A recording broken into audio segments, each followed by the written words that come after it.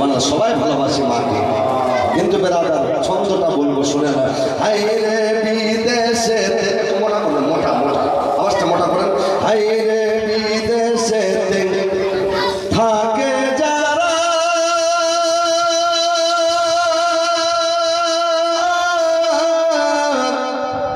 মায়ের আদর পায় না তারা রে, কবে যাব দেশে ফিরে দেখব মায়ের মুখ রে, কবে যাব দেশে ফিরে দেখব মায়ের মুখ রে। যখন আমি বিছানায় ঘুমাতে যাই তখন এই গজলগুলো নিজে নিজে লিখি। আলহামদুলিল্লাহ পুরাপুরি যতক্ষণ ধরে চলবে আমি সব কিছু আপনাদের সম্মুখে নতুন নিয়ে এসেছি। যদি আপনারা হয়তো ভাববেন যে ইনি পুরাতন, কিন্তু কোরআন হাদিসের বাণী পুরাতন হয় না। ইমাম সাহেব হতে পারে পুরাতন, কিন্তু ওনার নুরানি জবান দিয়ে যে কথা বলবে এটা পুরাতন হতে পারে না।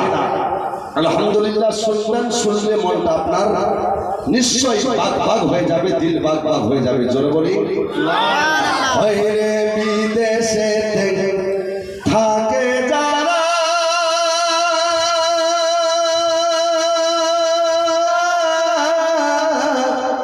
মায়ের আদর পায় না তারা রে, কবে যাব দেশে ফিরে দেখব মায়ের মুখ রে, কবে যাব দেশে ফিরে দেখব মায়ের মুখ রে। সবাই বলবেন কবে যাব দেশে ফিরে দেখব মায়ের মুখ রে। আরেকটু জোরে বলুন, দেখব মায়ের মুখ রে, কবে যাব দেশে ফিরে দেখব নয়ন ভরে রে। আর সন্তান যখন বিদেশে যায়,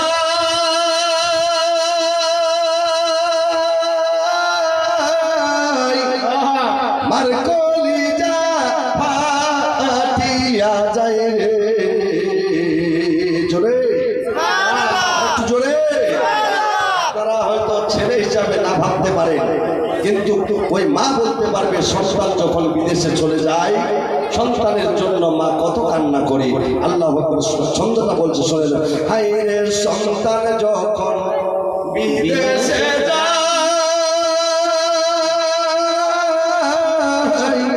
এ মার কলিজা ফাটিয়া যায় রে,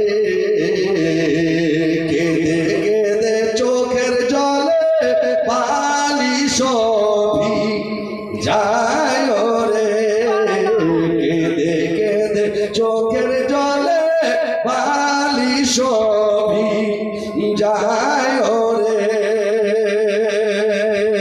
হায় রে বিদেশেতে থাকে যারা,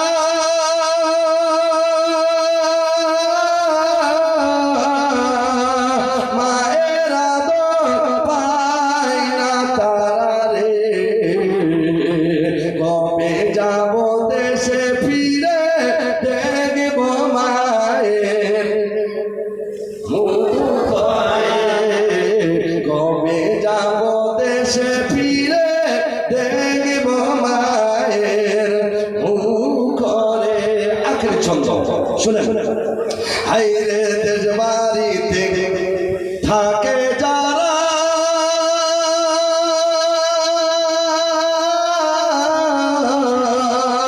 মায়ের সেবা করো তারা রে,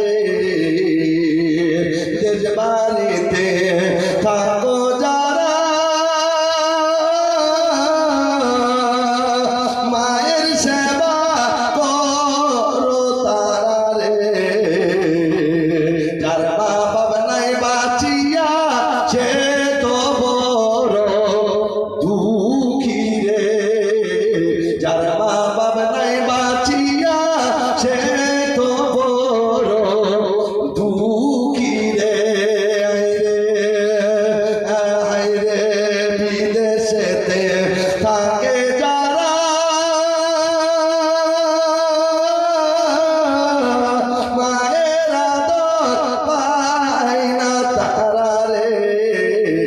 কবে যাব দেশে ফিরে দেখব নয়ন ভরে রে কবে যাব দেশে ফিরে দেখব মায়ের মুখ করে।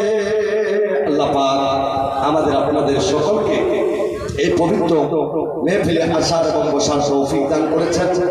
আলহামদুলিল্লাহ তৃতীয়বার এই মুহররমের প্রোগ্রাম আলহামদুলিল্লাহ 3 বার হতে চলেছে, শেষের দিকে 4 বারের মতো।